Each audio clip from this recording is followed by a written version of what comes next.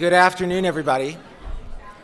Sorry to interrupt the great conversation at lunch today, but it is really an exciting moment for all of us. Welcome to the 2014 Kravis Prize Luncheon and the introduction of our 10th recipient, now in its 9th year of the Kravis Prize, Helen Keller International. On behalf of our alumni, students, faculty, staff, I'd like to extend special thanks to our Board of Trustees, the Kravis Leadership Institute Advisory Board, of course, the Kravis Prize Selection Committee, Kim Yonkers, a special thanks to Sarah Smith-Ord, the Executive Director of the Kravis Leadership Institute and her talented staff, as well as to Ernie Eisenbinger, whom was really the star. I think Ernie was really the star for this group, and given their fundraising challenges, represents for them an exemplar of what they need in their organizations. So Ernie, thanks to you, and a special thanks to Marie Jose and to Henry Kravis. Before I introduce HKI's Kathy Spahn, I want you to consider this riddle. What do the following people have in common?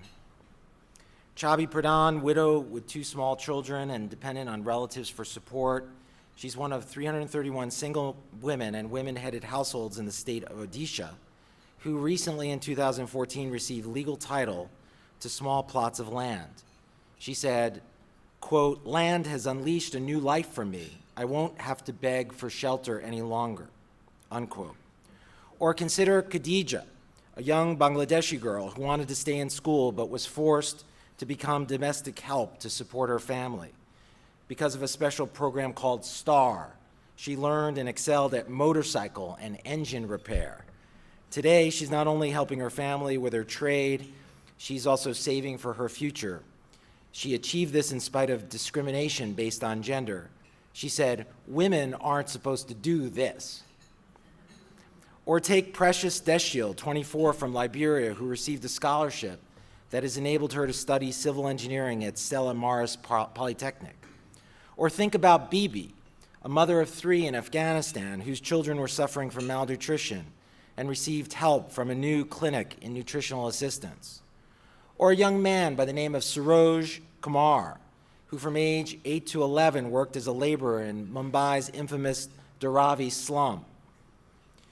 From 9 in the morning until 11 at night, he was rescued from the inhumane working conditions and taken to a residential program for child laborers, where he can study and compete in games and think of a future beyond the slums. Or think about Ingrid, age 10, who lives with her family in Colombia and studies in low-income public school that embraces a new form of engaged, student-centric learning. How about Sami Damisi, age 24, from Jordan, who owns a new startup that is providing urgently needed employment to others? Or let's turn to Emily, age 24, from Kenya, who learned that she was pregnant and also had HIV, but was able to avoid transfer to her infant son, who is thriving today. Consider Hiba Mary, a Palestinian exile who fled the West Bank and Gaza to live in Syria, and then fled without her father to a refugee camp in Lebanon when the Syrian situation deteriorated. She's now volunteering and teaching as a coach.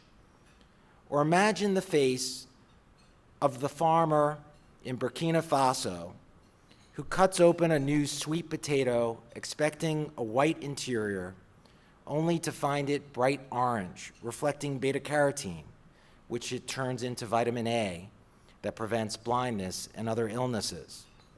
What binds these stories together? What binds these beneficiaries?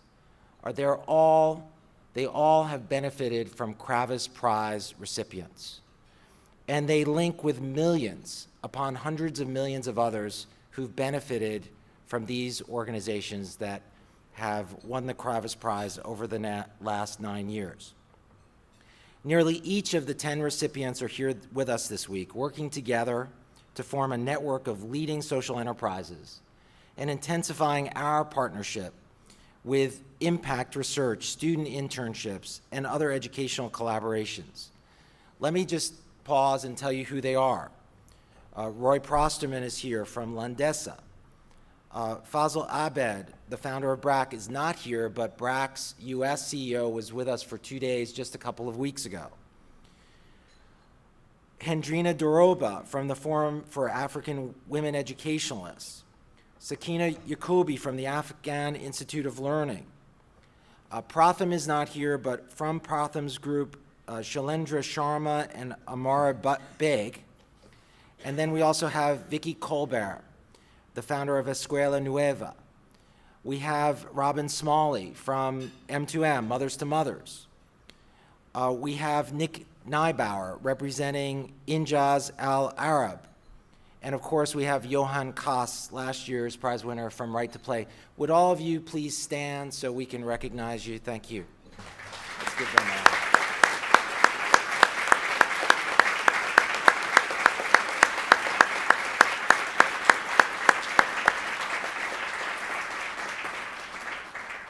It now gives me enormous pride and pleasure to introduce this year's and our 10th Kravis Prize recipient and global changemaker to this outstanding list, Kathy Spahn of Helen Keller International.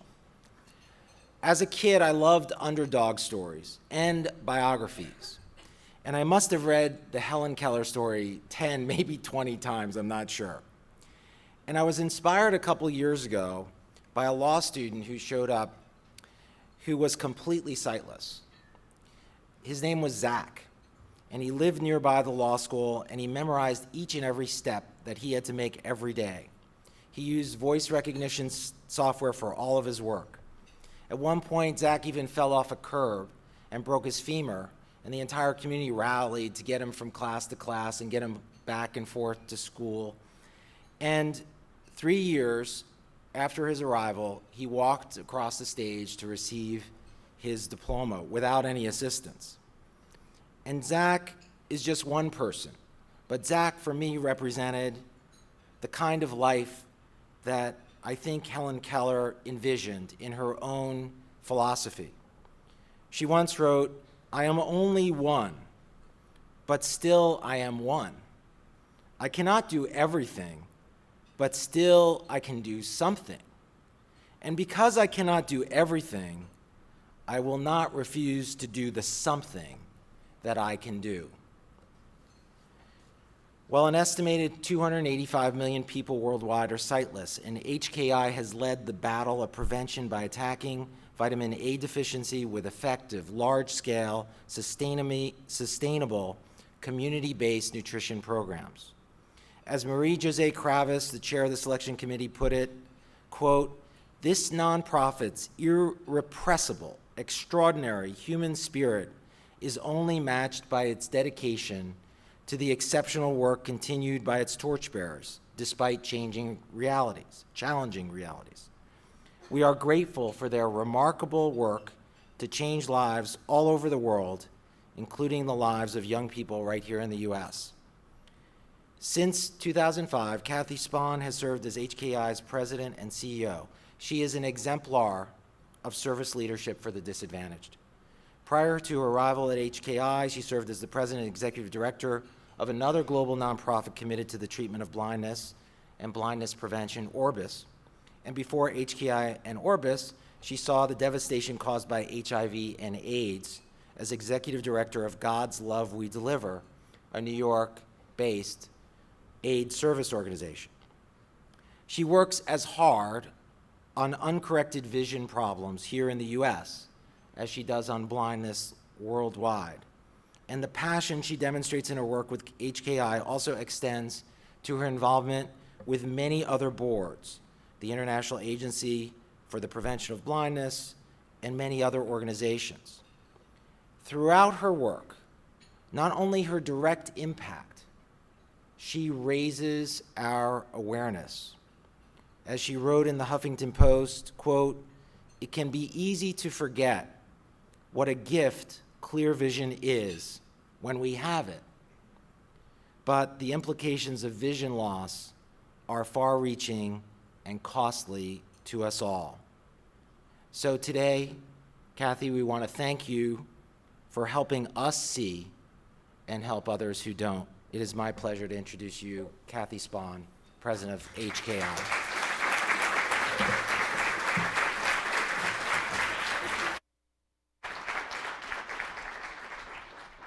That was a lovely introduction, and because you used one of my favorite quotes, I'm going to give you a companion quote for that, which is something else Helen Keller said, which is, "Let us not pray for tasks that are equal to our powers, but let us pray for powers that are equal to our tasks." So very similar. I am thrilled to be here today, thrilled to be the 10th recipient of the Kravis Prize. So huge thanks to Claremont McKenna College and to Henry and Marie-José Kravis, to Kim Yonkers, and for everybody, Dot, our faithful steward here, who's seen us all through the last few days. And this special sense of family of the Kravis Prize recipients. We've had a wonderful last day, and we're already networking and chatting about what we can do for each other and how we can work together. As I have the privilege of talking to you about the work of Helen Keller International, I want to encourage you to keep this kind of casual. If you have questions, raise your hand and interrupt me. There'll be plenty of time for questions at the end. But it doesn't matter. If you've got a question based on a slide that's up or something I'm saying, go ahead and ask it. Though I will ask that because they are live streaming this event, wait for someone with a microphone to come to you, or else our internet audience won't be able to hear the question. We are actually approaching our 100th anniversary at HKI. And our story began with the sinking of the Lusitania by a German U-boat on May 7th of 1915. And there was a wealthy American wine merchant and philanthropist named George Kessler, and he was on the boat. He spent 7 harrowing hours in the water holding on to a piece of lumber to stay alive. He was one of the few survivors, and he made a pact with God that if he survived, he was going to do something to help soldiers who had been affected by the war. During that war, a lot of mustard gas was used, and as a result of that, a lot of soldiers went blind and needed rehabilitation services. So George Kessler founded what was then called the British, French, and Belgian Permanent Blind War Fund. Kind of rolls off the tongue, huh? He founded us in Paris in 1915, and then a few years later recruited Helen Keller to the cause as one of the co-founders. And she was about 35 years old at the time. Her ardent support and amazing fundraising abilities helped us attract illustrious donors, including Mark Twain. Another key person in the beginning of our history, who's on the left there next to Helen Keller, is William Nelson Cromwell. And he was a prominent New York lawyer, founding partner of the firm that is today known as Sullivan and Cromwell. Cromwell actually succeeded Kessler as president after Kessler's death in 1920. From then on, there has always been a partner from Sullivan and Cromwell on the board of trustees of Helen Keller International. They've been contributing their expertise, their skills, and opening their wallets for HKI for nearly 100 years. So it's been huge dedication. After World War II, the organization moved from Paris to the United States, and we affiliated with something called the American Foundation for the Blind, though we called ourselves the American Foundation for the Overseas Blind to distinguish the two organizations. Finally, in 1977, we arrived at the current name of Helen Keller International in honor of Helen Keller, who had passed away in 1968. We actually celebrate her birthday every year. Her birthday is on June 27th, and that's our annual Staff Recognition Day. So across the world, in 22 different countries, our offices celebrate staff who are reaching anniversaries, 5 years, 10 years, 15, 20, 25 years. We've got real longevity in our staff, and we honor her birthday and her spirit on that day.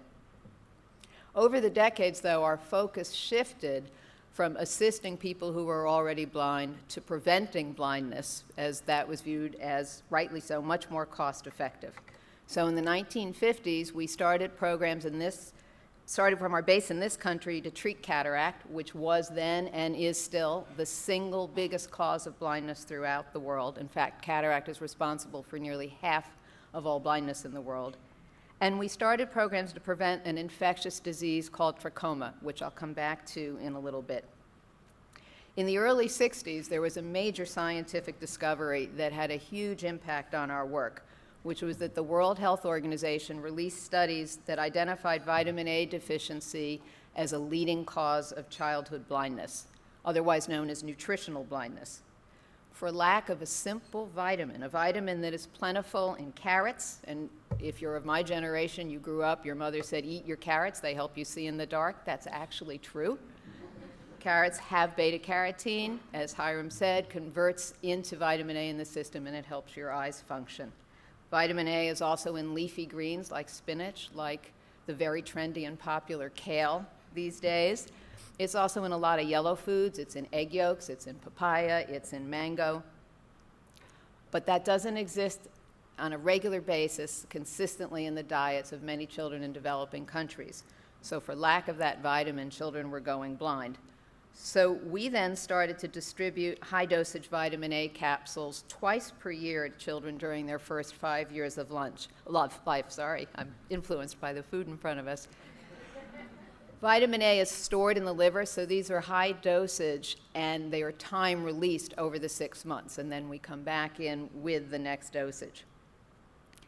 There was a very interesting development after this, though, which was that in the late 1970s, thanks to these programs, particularly ones we were doing in Bangladesh and in Indonesia, a brilliant ophthalmologist and a public health specialist by the name of Al Sommer, who was at Johns Hopkins University, he learned that vitamin A deficiency was not only linked to childhood blindness, but also to child illness and even death. He used our programs to do a longitudinal study of kids that had night blindness, which is the first symptom of vitamin A deficiency. So he wanted to test with his team of researchers from Johns Hopkins, if we gave these kids high-dosage vitamin A supplements, could we prevent the progression of night blindness to full blindness, and could we even reverse the night blindness? So they supplemented a whole lot of children and then went back a year later to see how these kids were doing, and he's like, what happened to my data? Most of the children were dead. As many as 70% of the kids who were vitamin A deficient that he had supplemented were no longer alive. So he had to ask the question, is there a link between vitamin A deficiency? You need vitamin A for your immune system to function, and therefore to prevent potentially life-threatening illnesses. Without vitamin A and a functioning immune system, children in the developing world get measles, they get diarrhea, they get respiratory infections, things that we all get and recover from. They don't. They die from diseases that have no business being fatal. As you can imagine, this was a groundbreaking discovery, probably, I think, the most important public health discovery in the 20th century, to think that this little vitamin could do so much. So we already had in place vitamin A supplementation programs to prevent blindness, and then we learned we were not only saving sight, we were saving lives. The capsules cost just pennies each, literally, and when you build in all of the distribution costs, creating the distribution systems, training the community health workers, getting the capsules to the countries, does anybody know the cost? $1 a year per child. That's the full all-in cost. The World Bank has called this the single most cost-effective public health intervention.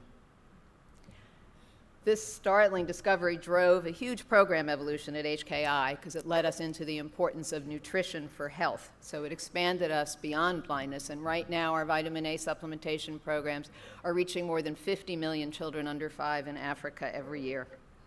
In fact, we're the leading organization now that does vitamin A supplementation. But we never rest on our laurels, so over the last 50 years, we've been continuously refining our approach to make sure we reach all the children who need it, including the very hardest to reach, children who are stigmatized, children who live at the end of the road, children who live where there are no roads. But we realized that while distributing these capsules was highly effective, we needed more sustainable solutions alongside the vitamin A supplementation. So in 1989, we introduced what we call homestead food production, where we went into really poor villages and trained women to plant and grow nutritious fruits and vegetables right in their own backyards. And you know exactly what we were teaching them to plant. Leafy greens like kale and spinach and other local leafy greens, carrots, sweet potatoes, and as Hiram said, in Africa, sweet potatoes are white. It was only through our partnership with something called the International Potato Center that a breed of orange flesh sweet potato that is extremely high in vitamin A has been introduced in sub-Saharan Africa, and now a child eating half of an average-sized sweet potato gets their daily dose of vitamin A. Most recently, as we looked at our work, we realized we weren't getting the nutritional results we wanted and that we needed to add protein sources and we needed to add other sources of vitamin A. So we added poultry. We added chicken farming because egg yolks are so high in vitamin A. Most recently, in the last year, we've expanded on that and we've added fish. So we have a pilot program in Cambodia called Fish on Farms because of all the nutrients that fish bring.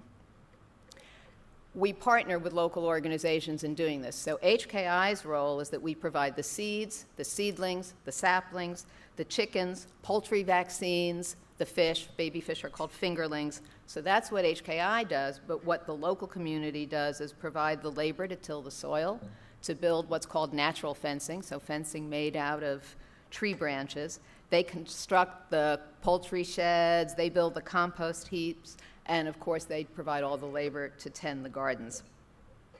A big added bonus of the program is that the women often grow enough produce that they've got surplus that they can sell in local markets. And then they use this income for more food, for health care for their children, even to bring electricity into their homes, and more often than not towards education so they can send their children to school. I can't tell you how many mothers I've met when I said, what have you done with the extra money you earned? And the answer was, I'm sending my children to school, I'm buying them books because I don't want them to turn out like me. I want my family to come out of poverty. Being able to generate income also gives the women a lot more say in the household.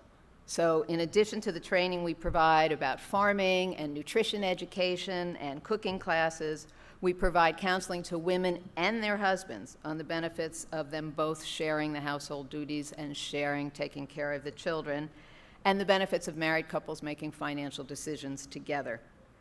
And I have to say it's been really amazing, as I have the privilege of traveling to Bangladesh, Cambodia, to many countries where we do this, to see how involved the men have gotten now that they've seen their wives have a thriving garden that is a source of income.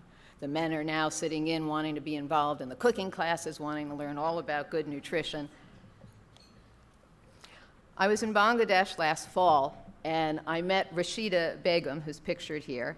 She lives with her husband and two small sons in a village in the south, in the floodplains area of Bangladesh. And those of you who know anything about Bangladesh know that it's almost at sea level, and 1/3 of the country floods completely every year. Her husband is a day laborer making meager wages in the field, certainly not enough income for her family to survive on. She said to me, I could not feed our family. Sometimes we ate only once a day. We used to own some goats and sheep, but we had to sell them to buy food. She did have a garden in her backyard, but it only yielded a few vegetables in the winter, and she knew nothing about how to cultivate the region's poor quality soil. Because of all the flooding, there's salinization of the soil, and the soil is not able to provide the nutrients that fruits and vegetables need. It's completely depleted of those kind of nutrients.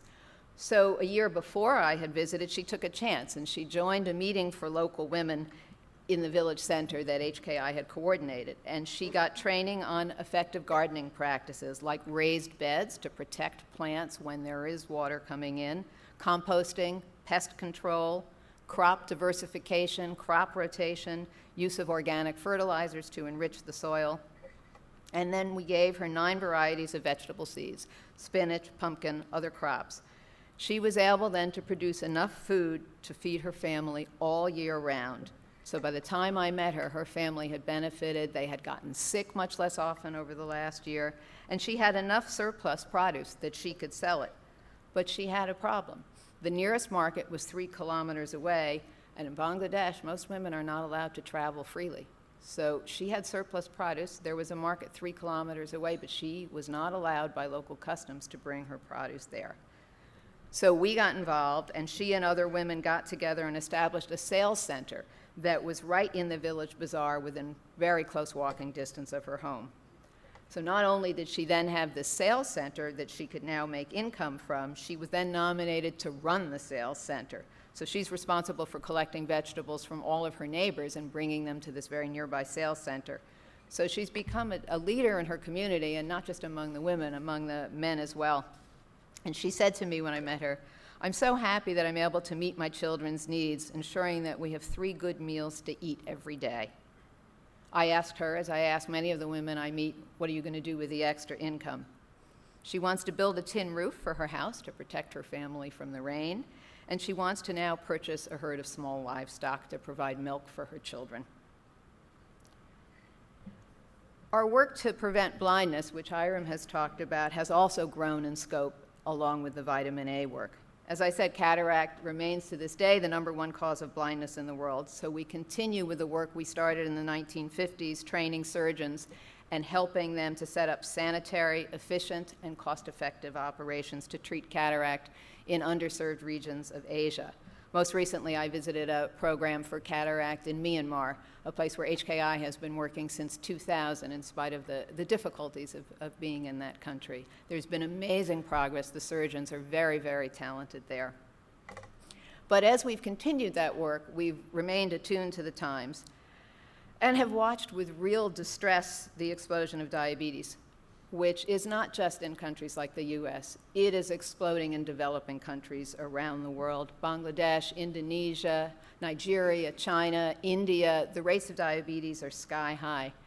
And while many people around the world know about some of the deleterious effects of diabetes, very few people in developing countries, both doctors and the patients, know that left unchecked, diabetes is going to cause vision complications in 75% of all people with adult onset diabetes, and a large number of them are going to end up going blind from what's called diabetic retinopathy.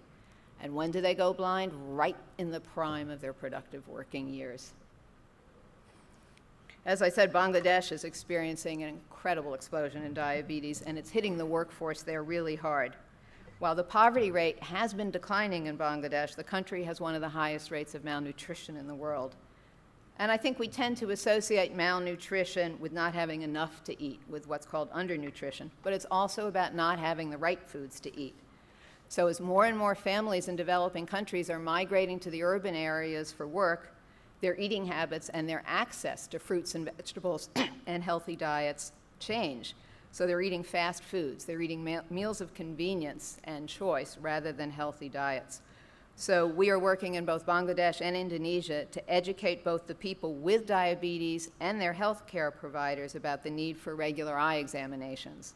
And then we work with the eye doctors to provide the equipment and the training they need to halt the progression of diabetic retinopathy before it's too late. I mentioned trachoma earlier, which is one of the leading causes of infectious blindness in the world, and it's part of a group of diseases that have kind of become trendy in the last few years. They're grouped together as NTDs, neglected tropical diseases. And the reason neglected, the thinking being that AIDS, TB, and malaria are getting a lot of attention, but there are these diseases that impact more than 1 billion people in the world that aren't getting any attention. Trachoma used to exist in the United States. In fact, it wasn't eliminated here until sometime in the 1950s, and when people were coming to the United States through Ellis Island, their eyelids were checked, and people who had trachoma were sorted out and were not allowed to enter the United States. So this was back in the early 1950s. You may not know that Helen Keller's famous teacher, Annie Sullivan, went blind, and she went blind from trachoma. In addition to the work that we began then in the 50s to eliminate trachoma and another blinding disease called river blindness, the technical name is onchocerciasis, we've added prevention and treatment for 3 other major disabling and disfiguring neglected tropical diseases, and that's because we already had the healthcare system set up and the distribution system set up so that we could layer in treatment for those diseases along with the work we were already doing. So our work in that area is multi-pronged, through provision of medications, through training surgeons, and through education about practices and behaviors to prevent the diseases in the first place. You've all heard about the importance of water. The focus is usually on safe water for drinking. But water for hygiene, water for washing your hands and your face is critical to prevent disease transmission, and that's a large part of our work. We are really fortunate that the pharmaceutical industry donates the medications that are needed. Pfizer donates Zithromax, which fights trachoma, and Merck donates Mectizan. And in what I think is an astonishing moment in corporate philanthropy, in 1987, Merck committed to donating as much Mectizan as is needed for as long as it is needed.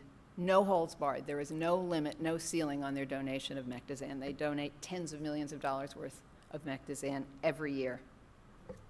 What we then do is engage the community health volunteers who are on the ground in the countries where we work to get them to distribute the medicines. We use local people who are known and trusted and elected by their own village so that they are led into homes and that they really can reach the people who are most at risk. In fact, along with our partners, we pioneered a drug distribution system called community-directed treatment with ivermectin that now reaches 60 million people a year. And then once you've got that kind of delivery vehicle, you can layer other interventions on it. So if they're already doing that, well, then they can use the same community health volunteers and distribution system to distribute the vitamin A supplements. You can invite the malaria people in to say, do you have insecticide-treated nets? So what you end up with is huge bang for the buck because you've got a delivery system already built that you can then integrate other programs into. I want to stay with trachoma for a minute. As I said, it's an infectious cause of blindness. The infection is candidiasis, and it's spread by flies. And those of you who have been to Africa or seen pictures of Africa are used to the pictures of mothers and children with flies all over their eyes. The flies are looking for moisture, so they're going back and forth from eyes to lips to get what moisture they can. And the mother's holding the child, they go back and forth from mother to child, and there you've got your disease transmission, you've got infection, you've got reinfection, which comes back to the importance of face washing and hand washing. The infection that you get from these flies causes scarring inside your eyelid. So the inside of your eyelid develops scar tissue, and what actually happens is because of that scar tissue, your eyelids turn inward so that your eyelashes are scraping your cornea. It is excruciatingly painful. And what happens is people who have this literally blink themselves blind. So what do we do about that? We train local eye care workers to do a very simple eyelid surgery. You don't need to be an ophthalmologist to do it. That reverses the eyelids so that the eyelashes stop scraping the eye. That halts the progression to blindness. But we also teach people in communities basic hygiene practices. We teach them how to build rainwater harvesting tanks so that they can capture that water. We teach them systems, very primitive systems for using just drops at a time to get the cleanliness that they need to prevent disease transmission. About a year ago, I was in Tanzania visiting our programs, and I met a woman named Somo who was there for surgery for trichiasis, which is what trachoma is called when it advances to that stage. She was coming to us in a clinic that was a 3-hour drive from the closest civilization in Mtwara, which is in the southeastern corner of Tanzania. She was the first patient of the day, and my God, I thought she was brave. We're in a clinic with a makeshift operating table. This woman is lying down on the table. Somebody has a scalpel, which is really a razor blade, not a scalpel, and a needle to anesthetize her, and she's lying there, and I held her hand just out of human response. But she knew what could be gained by having this surgery, and she was so stalwart. I never would have been so good. I'm very squeamish about those kind of things. And she had the surgery, and 15 minutes later, bandaged, she got up off the table, and her husband was waiting for her outside on his bicycle, and she hopped on the back of his bike with an enormous smile on her face and looked at us saying, I can now know that I can still take care of my family and feed my children. Simple operation. I want to switch gears and switch locations to the United States and talk about a program we have right here in Los Angeles County, which is called Child Sight. How many of you are wearing glasses? Yeah, I'd say easily a quarter of the room. What happens on a day you forget to bring your glasses? Can you imagine going for a day without them, let alone for a year without them? This is the reality for a lot of kids in the United States. In fact, 2 million American children started school this year not being able to see properly. They have refractive error, nearsighted, farsighted, or astigmatism. What that means is they cannot see the blackboard to take down notes. They can't read their textbooks. They can't study. They can't catch the ball in sports. And you know how unpopular that makes you if you're you're that one who's not doing too well with baseball. They struggle in school. They act up out of frustration. They're labeled disruptive, and time after time I've seen these middle school students placed in special ed, decided that they were slow learners and had issues. And it ended up all they needed was a pair of glasses. But they didn't even know that. They didn't even know they had a problem. Or if they did, their parents were like, well, what am I going to do about it? I can't afford to take a day off work to take my daughter or son to the optometrist, let alone to purchase a pair of glasses, because those of you with glasses know what a pair of glasses costs these days. That can often be the cost of a full month's rent for the parents we're talking about. So child sight goes into some of our country's most impoverished schools, schools where children are especially likely not to have had access to eye care or to even know they have problems. We do the vision screenings right in the schools. All the kids come into the gymnasium or the auditorium. We bring on board optometrists, and they get their screening right there. And then we give them an assortment of eyeglasses, of the frames to choose from. Any of you who were recently preteens or have children who were preteens know how picky we are at that age about appearances. So the glasses we provide are not only completely free, they are stylish and trendy, because a 12 or 13-year-old is not going to wear a pair of glasses that doesn't look like it's going to make them hip. We've also found that if they have a friend help them choose the glasses, they're much more likely to wear them. I was one of those kids who couldn't see the blackboard. I was a top student, straight A's through 6th grade, and then I started not being able to read the blackboard. I sat in the front row, I squinted. I was the one who was picked last for sports teams, always back against the wall. Is anybody going to pick me for this team? So I just look at myself and think, what would have happened if I'd ended up in special ed? If I'd been stigmatized and called a slow learner? I certainly wouldn't be standing here right now receiving the Kravis Prize. Child sight helps children all over the U.S. There was a boy, Jose, I met, who lives on a Navajo reservation in New Mexico. Totally shy, unpopular. Everybody was making fun of him. Teacher thought he was slow. She put him in special ed. His parents had given up hope on them. He got there for the day of screening, and all the kids came bustling into the auditorium, because for them it was like a pass to get out of class. So this was great. He stayed at the doorway. He kind of slunked in and did as much as he could to seem little and not be seen in the room. Last one in the room. Turns out that all he needed was a pair of eyeglasses. When our staff went back a few months later, Jose was no longer in special ed.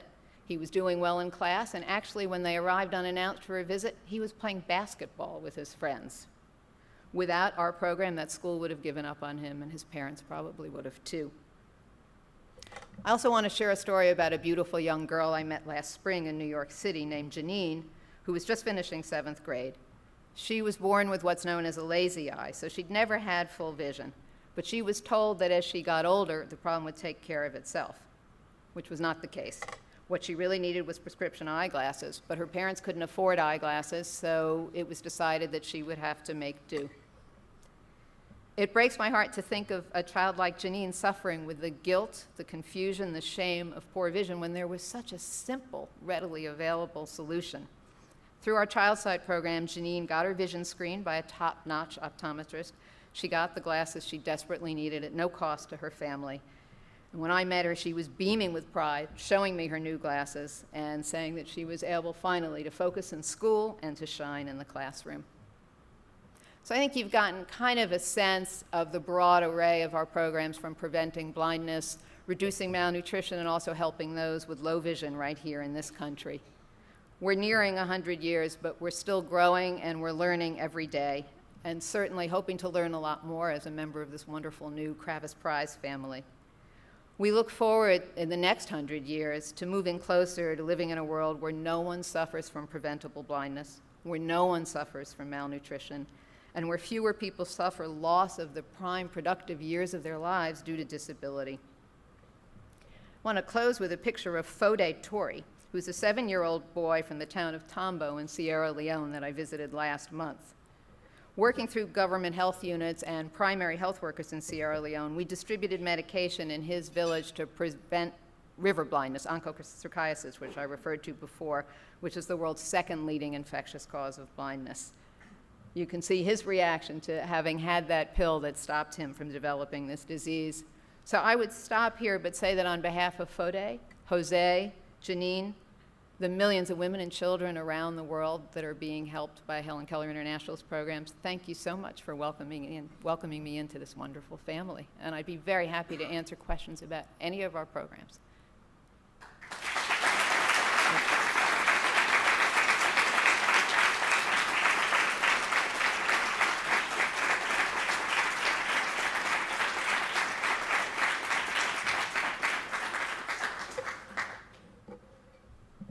Don't be shy.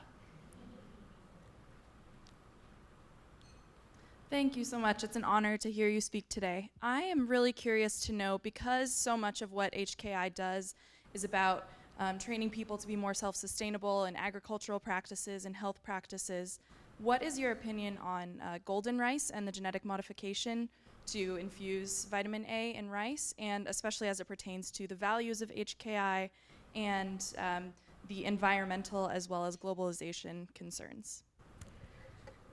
As you've heard from my remarks, vitamin A deficiency is a huge problem and continues to be a big problem throughout the world. So we welcome in our quiver any arrows that can help combat vitamin A deficiency if they are proven to work, if they are proven to be safe, if they follow regulatory procedures, and if they are accessible and available to the poor. So those four circumstances, those four conditions have to be met for us to consider something like that a viable solution. And the world is not there yet in terms of knowing the answer to those questions. I would say that 30 years ago, vitamin A supplementation was considered very controversial. Thank you.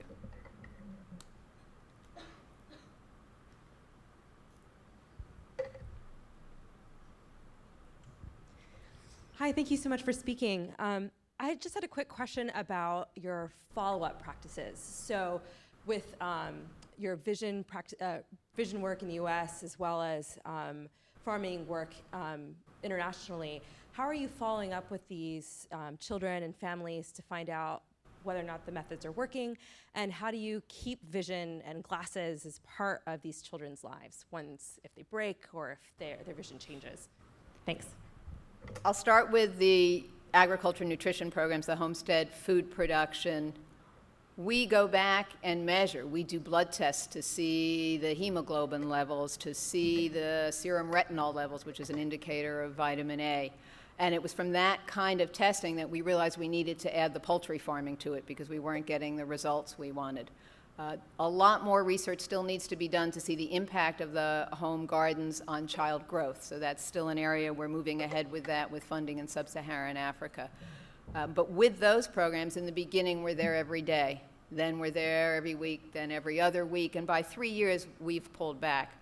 Though I had the joy 2 years ago of visiting a plot we'd started in Nepal 10 years before, and all of the neighbors had joined in, and the plot was the size of this room, and there was healthier cauliflower than I'd ever seen in this country growing. So it was very gratifying to see that.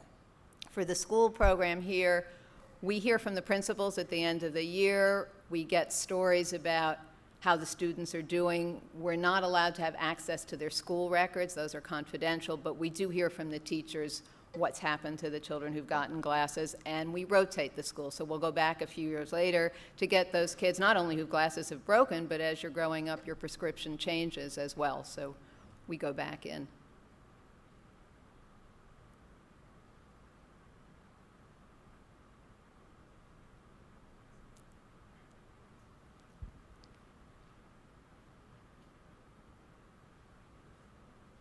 We have many students who want to do this kind of work abroad, and Americans are known to be very innovative, very creative, but sometimes very self-absorbed when they go abroad to work for service organizations.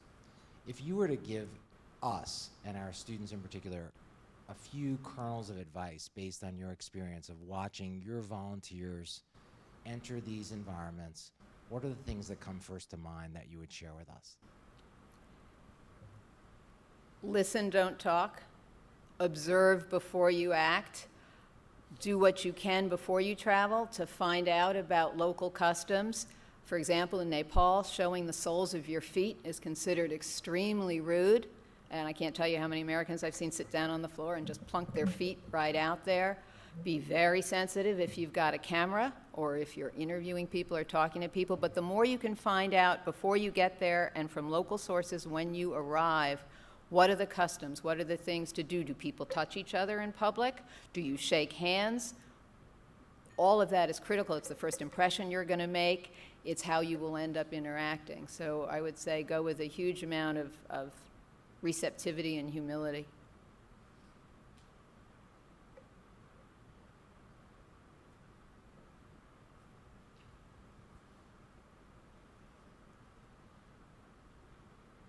Hi, thank you so much for speaking.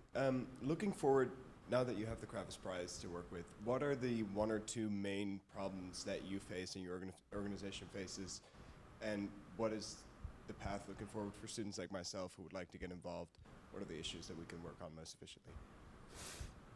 I would say the two main challenges as an organization that we face are building an infrastructure that's adequate to support our programs, and that ties into something the prize recipients have been talking about a lot over the last day, which is the need for unrestricted funds that allow us to build our computer systems, our accounting systems. There's a huge need for that.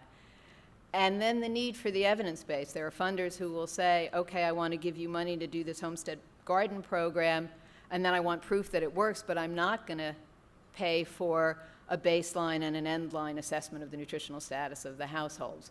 So those are the two key challenges. And we work a lot with colleges, universities across the U.S. who work with us, not for us, as interns doing operations research. So attaching to one program and doing the kind of studying in collaboration with our program experts to see if they're really producing the results that we want them to. And oftentimes they don't, and we go back to the drawing board and figure, how can we improve this program? How can we get it better and better and better?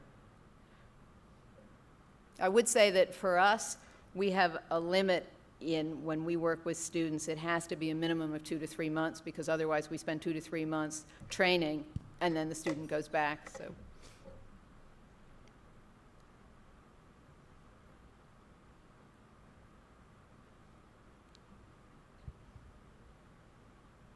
Thank you so much for speaking. It was really fascinating learning about the variety of programs that you have at Helen Keller International. I'd be curious to know what you see are the future directions or any potential new programs. We are just on the verge of a new strategic planning process from 2015 to 2020. So the world has changed a lot since the last plan. We need to look at the impact of climate change on our programs, the increase in droughts and related famine, the increase in floods and just severe weather that impacts the homestead food production. It has a huge impact on malnutrition, on transmission of those diseases that are spread by mosquitoes. So we have to look at our work through that lens. We have to look at the problem of overnutrition. That doesn't mean we're going to change our mission necessarily to include it, but it is something we need to look at as we do the planning process, is should we take our expertise, which has been on undernutrition, and broaden it to overnutrition. We need to look more consciously at mHealth and all the tools that are available through technology to make our programs more efficient. So I don't see us pushing too hard at the boundaries of our mission, which is to save the sight and lives of the world's most vulnerable and disadvantaged, but I see us taking into consideration a whole lot of new external factors that change the world that we work in.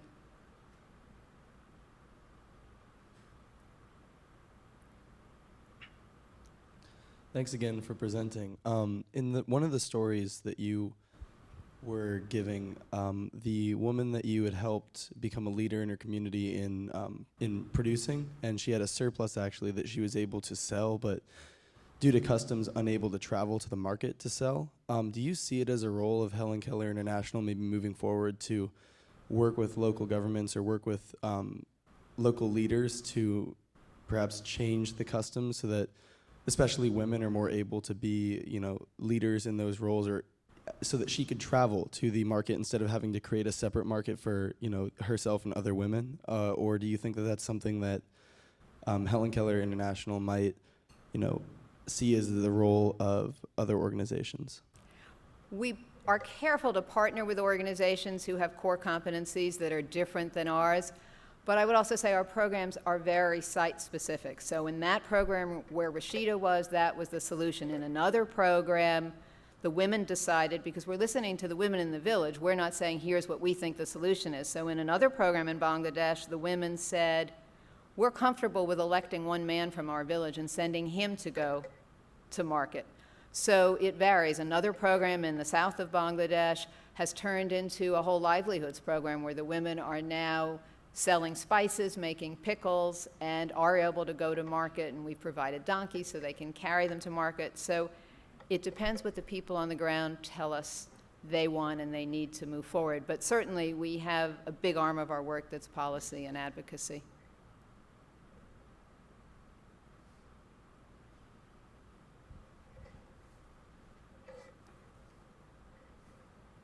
Hi, thank you so much for coming again.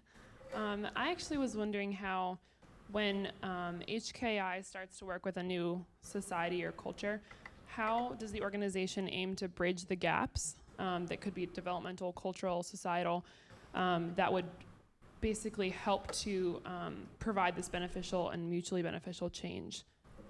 We work through local NGOs. So for example, when we started doing homestead food production in Cambodia and in Bangladesh, there are more than 250 small local NGOs.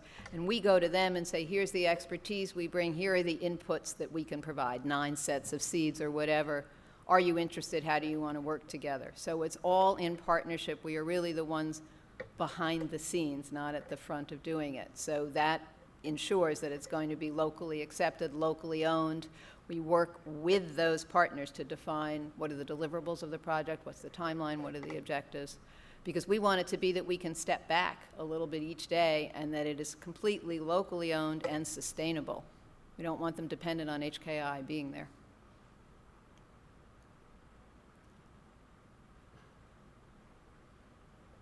Any last questions?